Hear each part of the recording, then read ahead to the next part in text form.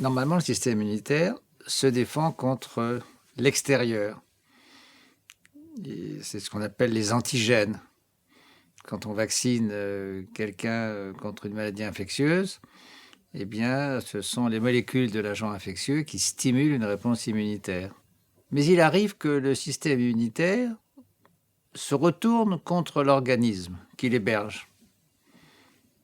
Parce que, dans le fond, les molécules des différents organes sont des antigènes aussi, sont des molécules pas tellement différentes des molécules présentes sur les agents infectieux.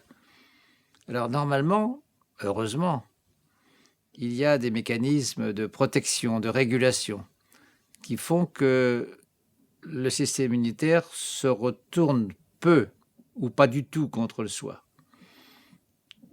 Et le sujet reste sain, indemne de toute maladie.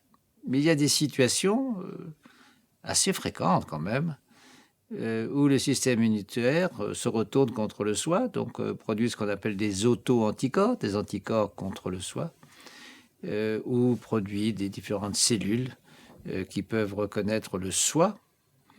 Et alors on a une maladie auto-immune. Les maladies auto-immunes sont très diverses, il y en a plus de 50. Elles peuvent toucher à peu près tous les organes. Alors certaines sont plus fréquentes que d'autres ou plus graves. Je pense à la sclérose en plaques, qui est une maladie neurologique sévère. Je pense au diabète insulinodépendant. Je pense au lupus érythémateux. La liste est longue, je le disais. Et dans tous les cas, il y a un mécanisme commun. C'est une réaction immunitaire qui n'est pas très différente d'une réaction immunitaire anti-infectieuse, sauf que la cible est malheureuse. Et c'est un grand sujet médical et immunologique de trouver les parades pour lutter contre ces maladies auto-immunes.